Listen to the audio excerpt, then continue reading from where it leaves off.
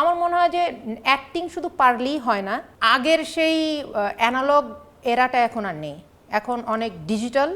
এখন সিস্টেমটা হচ্ছে যে কে কত গ্রুপিং করতে পারে, either you have to be some power holders girlfriend, or you have to be some producer's girlfriend, or mainstream director's girlfriend। এটা হচ্ছে তোমার যোগ্যতা, এটা থাকতে হবে, সেটা তুমি অ্যাক্টিং পারো কি না পারো।